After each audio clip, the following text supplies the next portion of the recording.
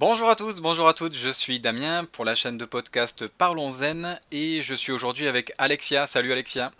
Salut!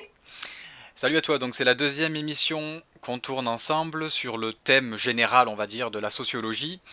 Mhm. Et aujourd'hui, on va aborder un sujet un peu particulier, bien sûr, comme à chaque fois, qui est celui des gens toxiques. Oui, tout à fait. Alors, du coup, première question, comment définir ce que sont les gens toxiques pour toi? Qu'est-ce que ça veut dire? Les gens toxiques, alors de manière très générale, à mon avis, ce sont des gens qui, à l'inverse de t'apporter quelque chose et d'être bénéfiques pour toi et pour ton bien-être mental notamment, Mhm. au contraire, ce sont des gens qui vont te rabaisser, qui vont te descendre en flèche, qui vont être en fait des personnes à effet négatif sur toi, sur ton bien-être. Ça, c'est une définition très globale pour moi. D'accord. Petit détail quand même, je pense qu'il faut les différencier des gens qui sont un peu, comment on peut appeler ça, asociaux, et qui aiment vivre comme des ermites, mais qui sont peut-être pas spécialement toxiques avec les autres quand tu les rencontres, mais que ce serait juste des Ah personnes oui. qui aiment vivre en solitaire. Oui, voilà, bien sûr. Là, on parle de gens toxiques, c'est-à-dire qui auront un effet sur les autres personnes, un effet négatif sur d'autres personnes. Un asocial tranquille chez lui qui fait chier personne, non, c'est pas du tout une personne toxique, hein. Là, on parle vraiment des gens qui auront un effet négatif sur les autres. D'accord.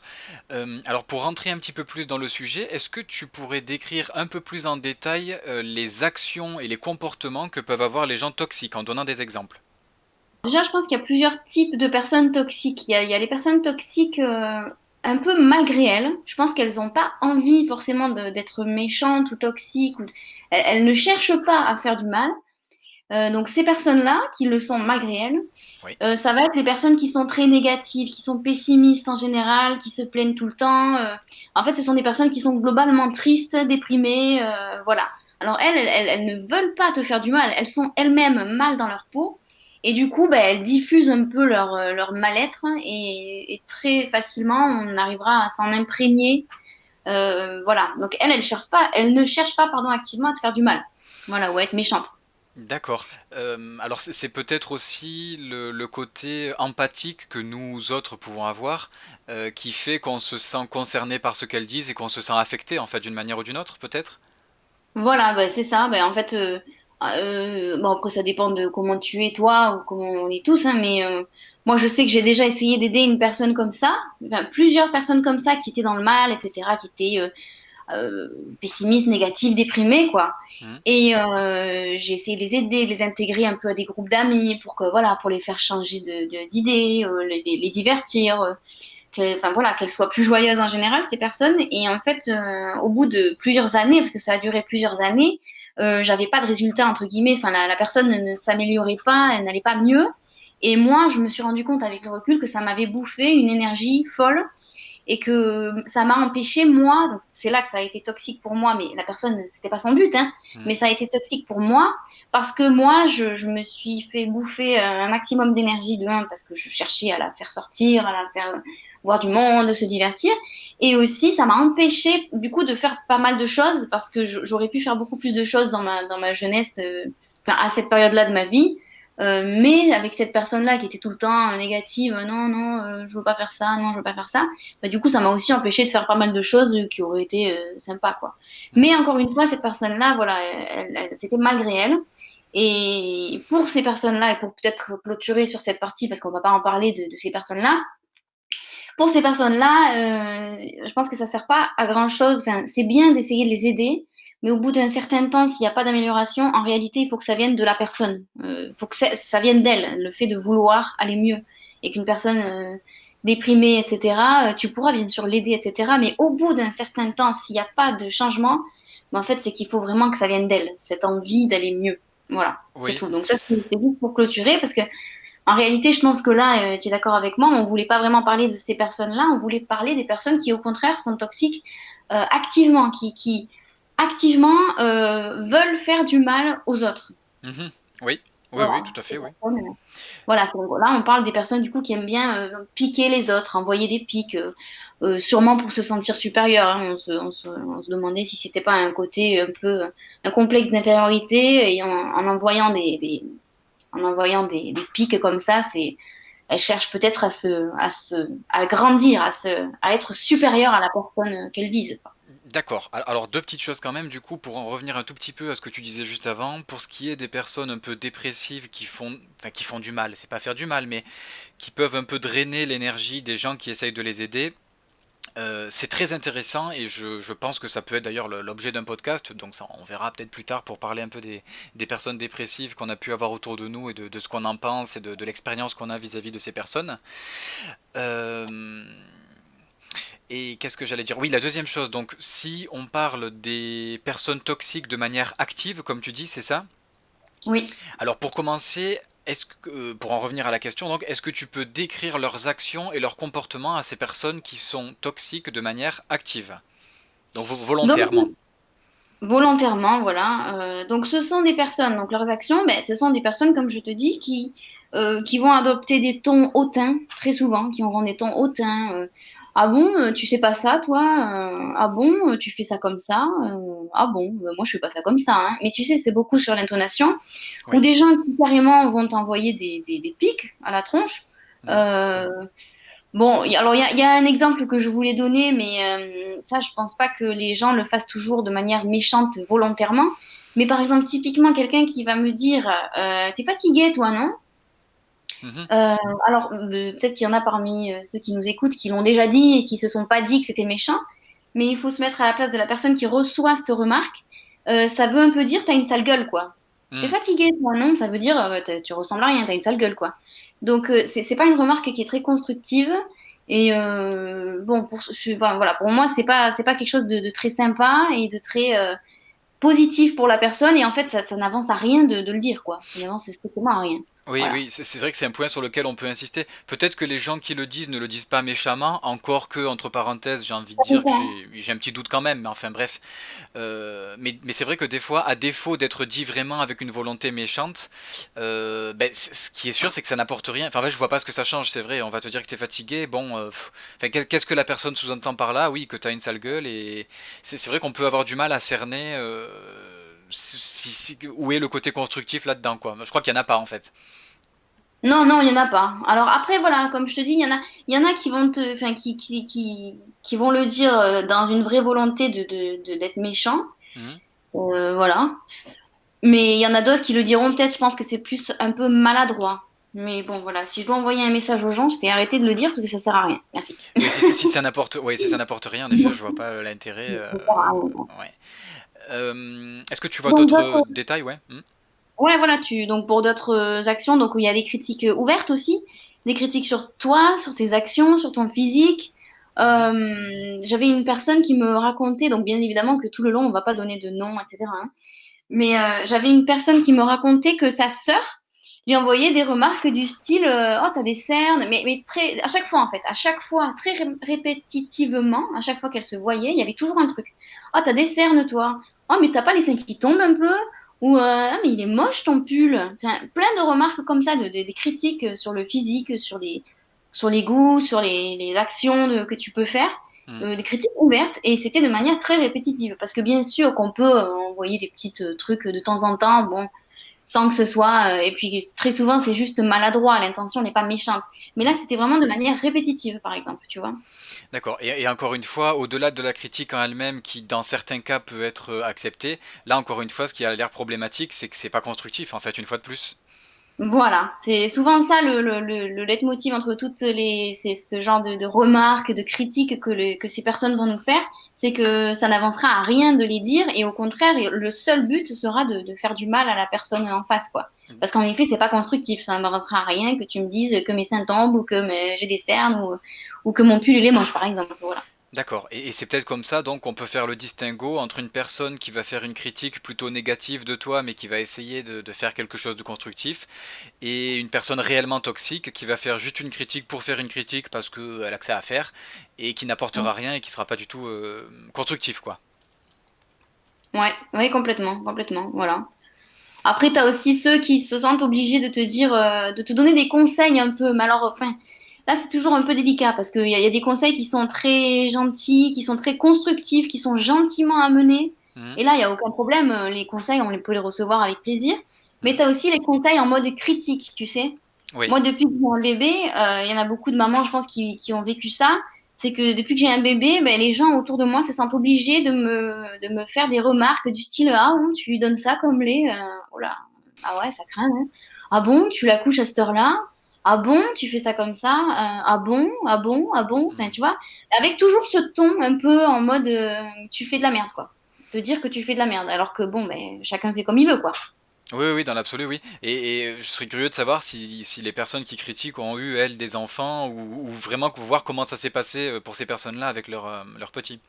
Exactement. Est-ce qu'elles appliquent ce qu'elles prodiguent comme conseil? Ça encore, on ne sait pas, quoi.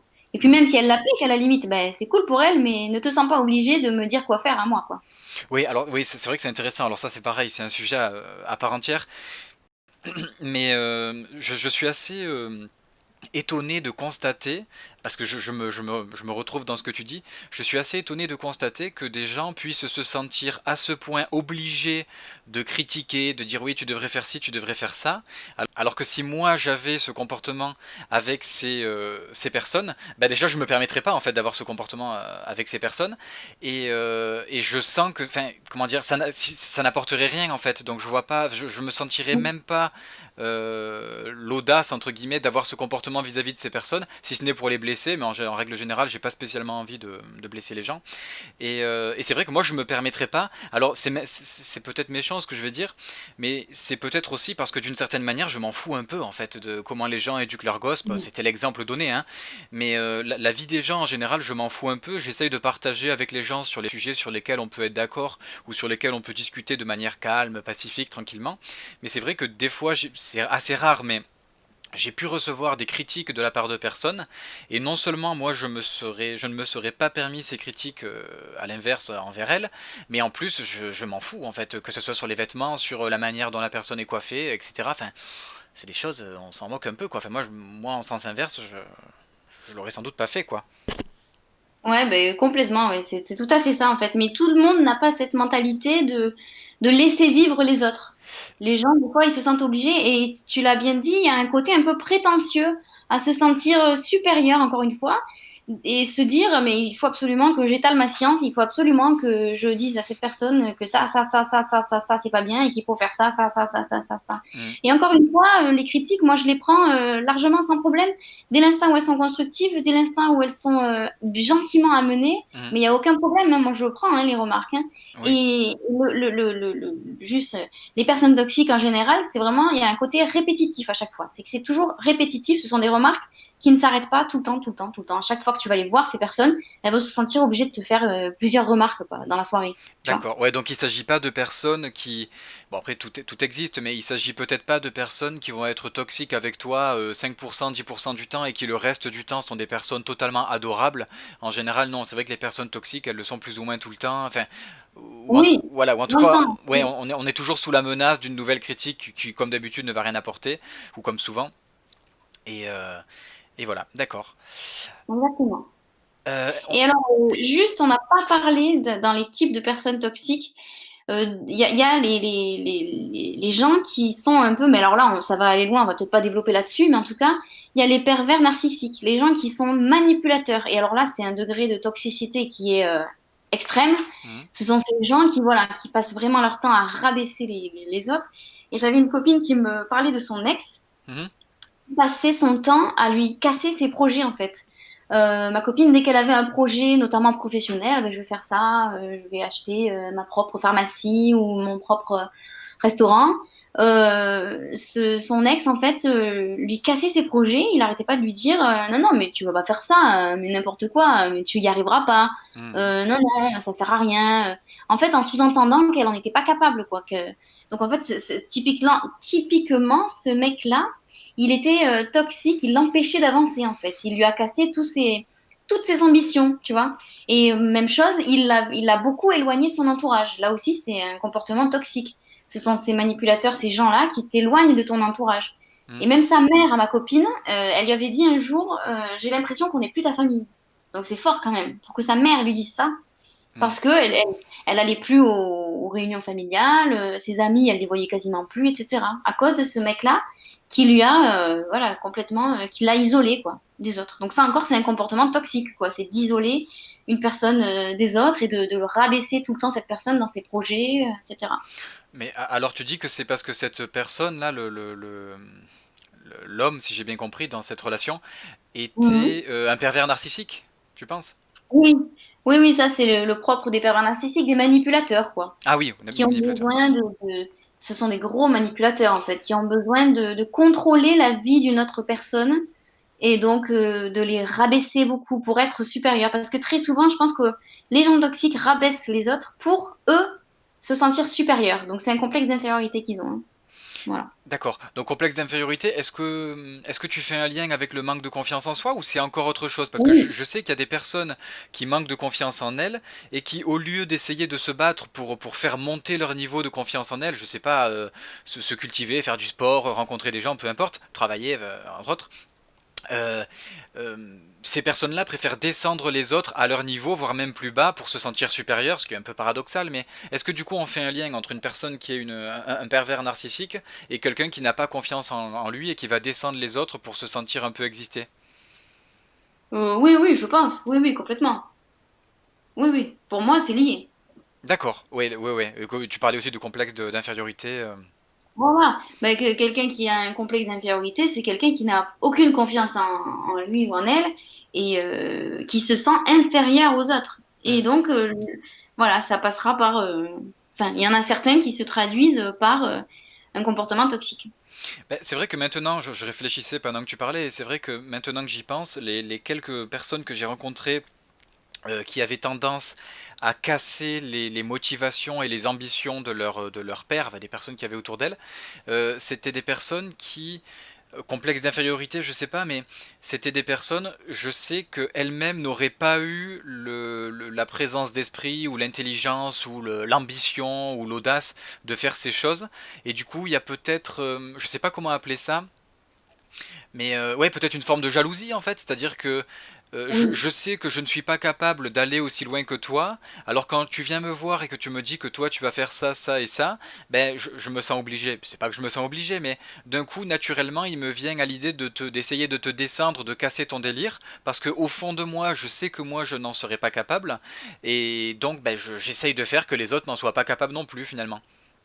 Ah oui, c'est totalement ça. C'est pas aussi conscient. Mhm. Comme tu dis, c'est naturel. C'est quelque chose qui spontanément, naturellement, il va faire, voilà, spontanément, naturellement, il va casser les projets de l'autre.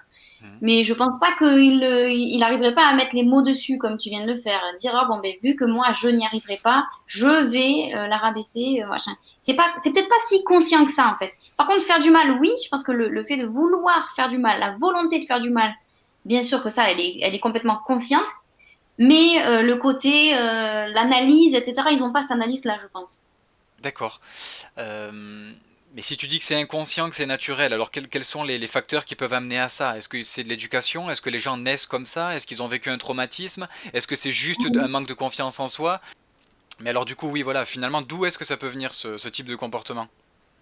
Ben, oui, comme tu dis, sûrement en fait, il doit y avoir plusieurs facteurs. Après, je sais pas, hein, mais il doit y avoir le côté, comme tu as dit, un traumatisme que tu as vécu, ou au contraire, enfin, ou aussi ta manière d'avoir grandi. Peut-être que toi-même, tu as été rabaissé étant jeune toute ton enfance par tes parents, j'en sais rien, qui ont passé leur temps à te rabaisser, ou des parents qui ont été toujours très exigeants envers toi et tu t'es jamais senti à la hauteur. Et peut-être que c'est ça qui fait que tu te sentirais éventuellement, j'en sais rien,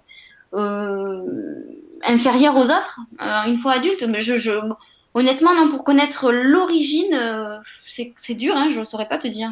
Est-ce qu'on n'a pas tendance aussi des fois à reproduire des comportements que nous on a vécu? Oui, oui, tu veux dire si quelqu'un nous a fait des remarques toute notre vie, peut-être que nous, on va avoir envie d'en faire à d'autres gens, peut-être, peut-être. Peut-être aussi, oui. D'accord. Ouais. Mais alors du coup, comment se comporter avec ces gens-là alors, avec les gens qui sont toxiques? Comment se comporter? Ben alors, en fait, ça dépend. Moi, je leur donne toujours une chance au départ. Je leur donne toujours une chance, même plusieurs chances. Si c'est une personne nouvelle que je viens de rencontrer, que je vois que, bon, ben voilà, elle envoie des petites trucs et tout, je lui donne une chance. Je me dis, bon, bah, c'est le stress d'une première rencontre qui lui fait dire des trucs comme ça, elle est stressée, ou alors, bon, elle est dans une mauvaise journée, elle est dans une mauvaise passe dans sa vie, elle will, hein, je dis, elle, Mhm. voilà, ça se passe mal peut-être dans sa vie, bon, donc je lui laisse une chance, même plusieurs, je continue de la fréquenter un petit peu.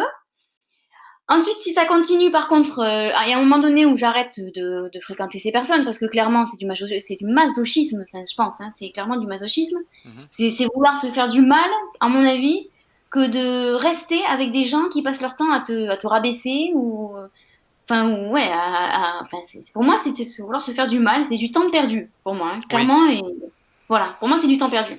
Donc, j'arrête de les fréquenter, mais il y a quand même toujours des situations où tu es obligé de fréquenter les personnes parce que ce sont des gens de famille, de la famille, donc, ou des gens d'un cercle d'amis dans lequel tu n'as pas envie de perdre tous tes amis, donc tu seras obligatoirement amené à les recroiser de temps en temps en soirée ou quoi. ou au Donc si travail. tu es obligé, voilà, au travail exactement, donc si je suis obligée de les fréquenter, enfin, là tu essayes de les éviter. Moi j'essaye de les éviter au maximum en soirée, de les ignorer. Très souvent en soirée, je vais essayer de me mettre loin d'eux physiquement loin d'eux, comme ça, je serais pas amenée à leur parler. Mhm. Si je suis à côté d'eux et qu'on en arrive à discuter, bah oui, oui, cause toujours, tu vois, je leur réponds sans leur répondre, quoi, hein, oui, oui, bien sûr. Mhm. Mais bon, voilà, après, c'est vrai que ça peut devenir difficile à la longue de faire semblant. Oui. Après plusieurs fois, ça peut devenir très difficile à la longue. Il y a une astuce aussi, c'est pourquoi pas des fois de jouer leur jeu carrément. Tu vois, si quelqu'un te dit, ah, bah, t'as l'air fatigué, ah ouais, ouais, je suis exténuée, tout à fait, ouais, ouais, bah tiens, du coup, on va y aller. Allez, bah ciao, hein, voilà. Ah oui, ah oui, là c'est la, ouais, ouais. Là en effet c'est la belle contre-attaque là, oui, en effet.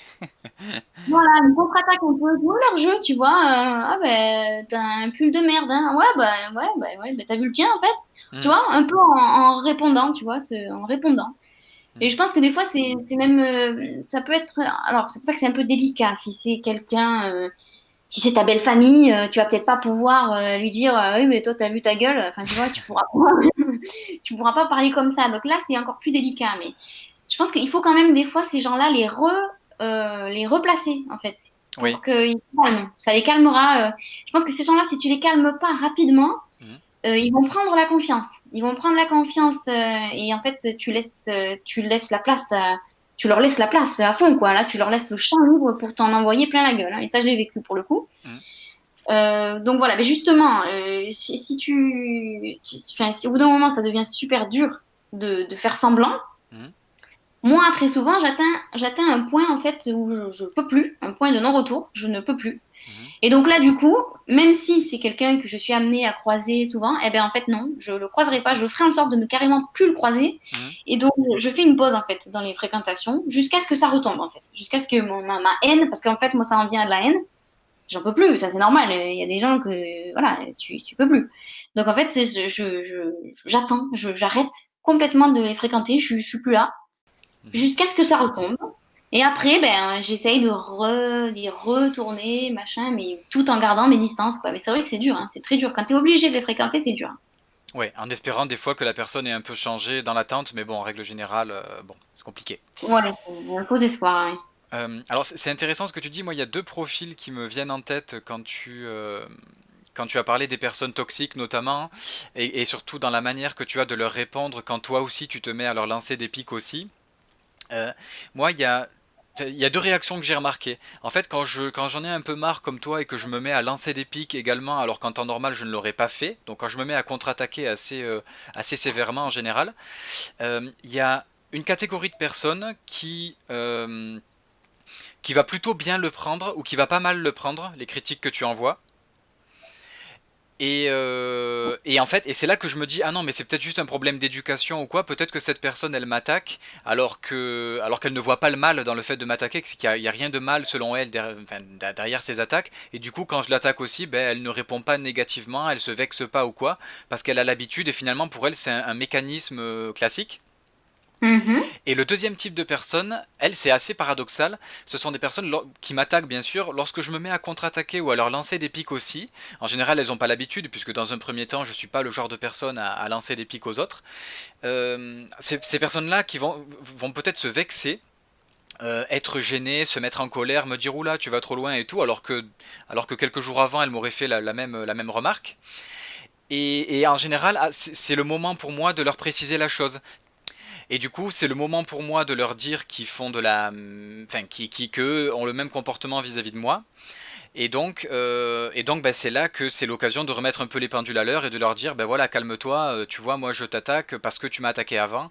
Et donc peut-être que là, ça révèle vraiment un manque de confiance en elles de la part de ces personnes finalement. Ah oui, ça c'est pas con ça, tu vois. L'astuce de leur renvoyer ça c'est pas con ça, je m'en servirai. L'astuce de leur donc de répondre en fait d'adopter leur comportement tout simplement, Oui, oui, de oui, faire comme eux. oui. Voilà.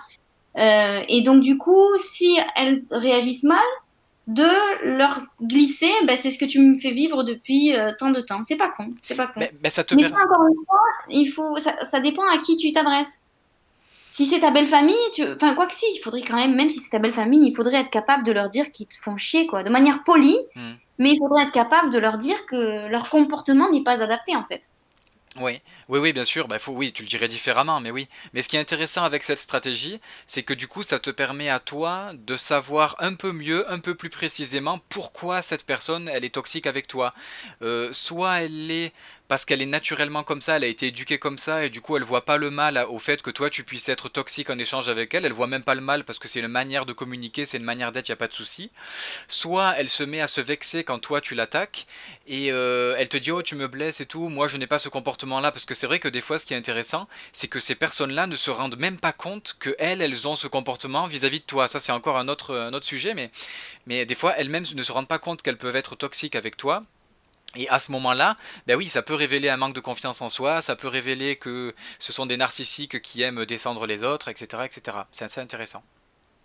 Oui, oui, c'est vrai, t'as raison que très souvent, en fait, elles peuvent ne même pas s'en rendre compte. Ouais, c'est vrai que ça arrive, ça, que les gens ne s'en rendent même pas compte, en fait. Ils sont méchants naturellement sans se rendre compte de la portée, en fait, de leurs remarques, de leurs paroles. Ouais. Oui, oui. Après, il y a peut-être aussi simplement un problème de communication. C'est vrai que des fois, une personne qui communique avec toi avec des mots un peu insultants, des manières d'être un peu sans gêne, etc. C'est peut-être juste un problème de communication, mais peut-être que la personne n'a pas un mauvais fond, même si c'est vrai que lorsque c'est répété et lorsqu'il y a des phrases assez précises qui sont prononcées souvent et qui sont de l'attaque pure et dure, ouais, la communication ça va 2 minutes, mais c'est vrai qu'il y a quand même des cas particuliers où c'est pas juste un problème de communication, où il y a un vrai problème derrière. Oui, voilà. En fait, là, tu me parles un peu de la maladresse, quoi. Il y a des gens qui Oui, peuvent être maladroits sans vraiment s'en rendre compte. oui, Oui, voilà. Donc, encore une fois, pour moi, tu es maladroit quand tu fais une petite remarque de oui. temps en temps ou deux, un peu mal formulée. Oh merde, putain, pardon, machin, j'ai pas fait exprès de te Hmm, faire du mal. Et hmm. à la limite, tu t'en rends compte un peu Enfin, je sais pas. Oui, En tout cas, c'est de la oui. maladresse. Et pour moi, la maladresse, ça reste des petites remarques isolées, quoi. Des petites remarques de temps en temps, vraiment, Hmm, sans mauvais fond, quoi. oui. Mais ouais, c'est quand c'est répétitif, c'est plus de la maladresse, hein. Même si oui, tu as du mal à communiquer, etc. Tu Hmm, sais quand même très bien ce qui va faire du mal à la personne en face, hein. hmm. Oui, oui, oui, je pense. Ça me fait penser à une anecdote que j'ai vécue il y a quelques années. J'étais parti en vacances à la campagne chez des amis, assez loin de chez moi, vraiment dans la campagne perdue. Et en fait, c'était des gens que je voyais assez rarement en plus. J'étais resté une semaine chez eux et bon, c'est moi qui avais fait la bêtise hein, ce jour-là. Et en fait, ils avaient un objet, je sais même plus ce que c'était, un objet qu'ils avaient dans la cuisine, une bêtise quoi, un truc vraiment tout bête. Et, euh, lorsque j'ai vu qu'ils utilisaient cet objet, j'ai dit oui, mais c'est vrai que c'est super pratique cet objet-là et tout. Je crois que c'était un truc en rapport avec la vaisselle, mais je sais plus, peu importe. Et en fait, j'ai dit une phrase je me suis gêné tout seul tout de suite. Je leur ai dit c'est super pratique cet objet, c'est bien, je serais pas venu pour rien, j'aurais au moins appris ça. Ah, d'accord. Et c'est vrai que là, je me suis dit mince, mais je suis un peu bête de dire ça parce qu'ils ont dû croire que. Mais en plus, c'était pas dit sous ce ton-là, mais je comprends qu'il aurait pris sur ce ton-là, en mode ouais, c'est bien, t'es venu à la campagne nous voir. En plus, j'adore la campagne, entre parenthèses, mais t'es venu à la campagne nous voir, t'as découvert un objet dans notre cuisine, t'as l'impression que c'est le seul truc utile pour lequel t'es venu te perdre à la campagne, alors que pas du tout, mais Ouais. c'était une mauvaise phrase, et c'est vrai que je m'en suis rendu compte tout de suite, alors qu'il n'y a même pas eu de malaise, hein, je crois. Et c'est vrai que dans les heures et les jours qui ont suivi, j'ai essayé de me détendre un peu, entre guillemets, pour vraiment montrer, sans le dire, qu'il n'y a pas de, enfin, qu'il y a pas de mal, enfin, que je veux dire qu'il y avait rien de mal. Et en fait, sans reparler du sujet, le fait derrière d'avoir un comportement un peu plus positif, un peu plus bienveillant, un peu plus altruiste même d'ailleurs, ça m'a permis de montrer qu'il y avait rien de mal et que je suis très content d'être là. Et en plus, c'est vrai, j'étais hyper content d'être là. Et donc voilà. Ouais, donc c'est là qu'on voit quand même que t'es vraiment pas quelqu'un de toxique, toi, parce que ce genre de remarques que tu as fait, alors certes, tu les connaissais pas, donc c'est ce qui fait que l'humour, des fois, tu peux pas l'employer de la même manière avec quelqu'un que tu connais pas, tu sais pas comment doser, quoi. Parce que tu me l'aurais dit à moi, qu'on se connaît, j'aurais rigolé, tu vois, parce que je te Oui, connais, oui. t'as aucun fond méchant. Hmm, Mais donc c'est là qu'on voit que tu es vraiment quelqu'un de non toxique parce que pour le coup, tu as essayé de te rattraper sur plusieurs jours après et tout. Donc voilà. hmm, Donc là, typiquement, tu as décrit une maladresse que hmm, tu as voulu tout de suite, vite, vite. Donc tu t'en es rendu compte sur le coup et tu as tout de suite voulu hmm. effacer ça, quoi, entre guillemets. Enfin, Oui, tout à fait. Alors après, par opposition, moi ce que je pense, mais c'est un peu ce que tu dis, mais moi je vais dire l'inverse entre guillemets, c'est qu'une personne réellement toxique, je pense qu'elle s'en serait même pas rendue compte qu'elle a peut-être dit quelque chose de mal, peut-être, hein. Et du coup, elle aurait sans doute continué derrière avec d'autres phrases un peu brutales, un peu piquantes, etc., etc. Et cetera. Et c'est vrai que c'est là où en effet j'ai fait la différence avec moi et où je me suis dit, moi j'ai eu la présence d'esprit de m'en rendre compte et donc j'essaye de calmer un peu le jeu et puis voilà, y a pas de mal.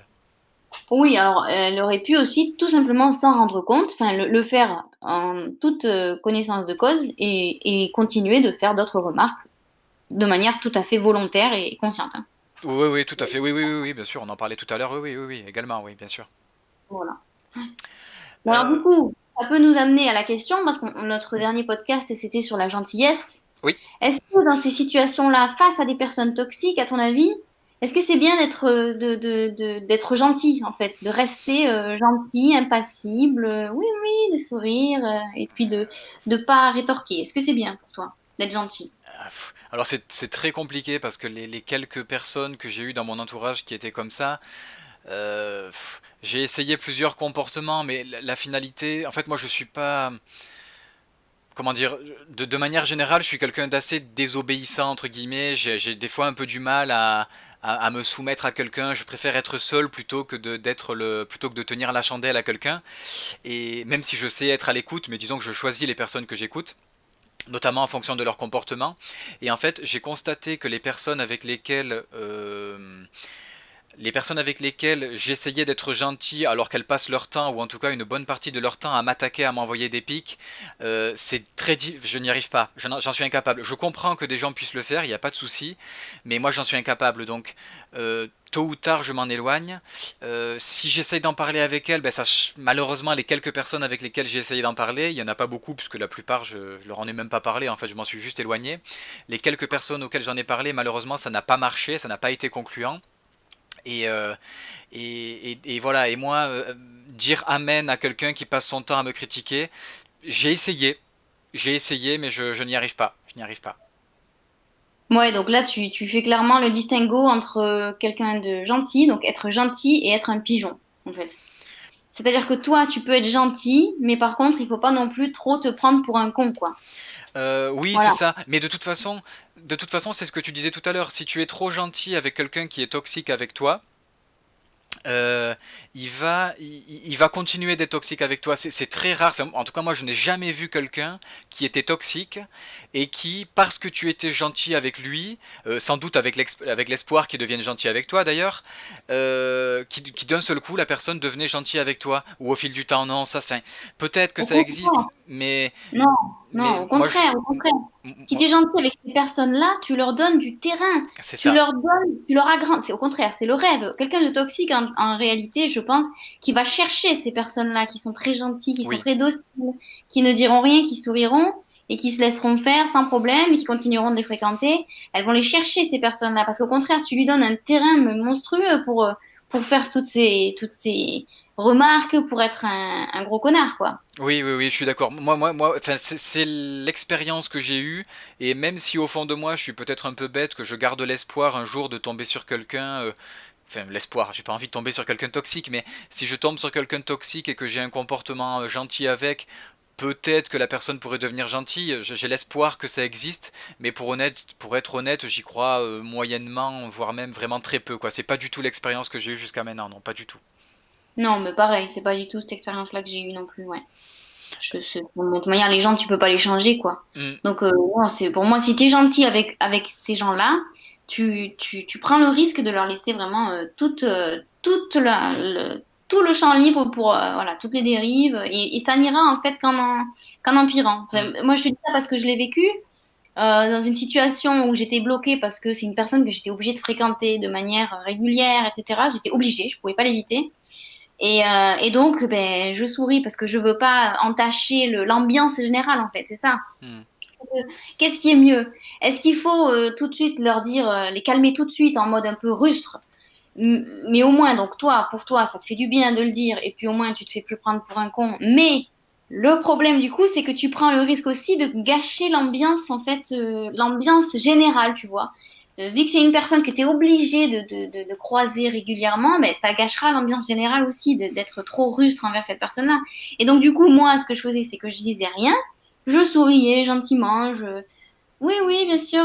Voilà, et les petites remarques à droite à gauche que tu te prends 6, 7, 8 remarques dans la soirée, parce que vraiment c'était ça, Hmm. et que je disais rien, je faisais la bonne poire, bien sûr, oui, hein. Enfin, tu sais, qui ne dit rien, qui ne se défend pas, mais du coup, c'est allé en empirant. Hmm. C'est allé en empirant, et en fait, voilà, après, j'étais vraiment reconnue comme la bête noire, quoi. Enfin, pas la bête noire, comment on dit, comme la cible, quoi. Hmm.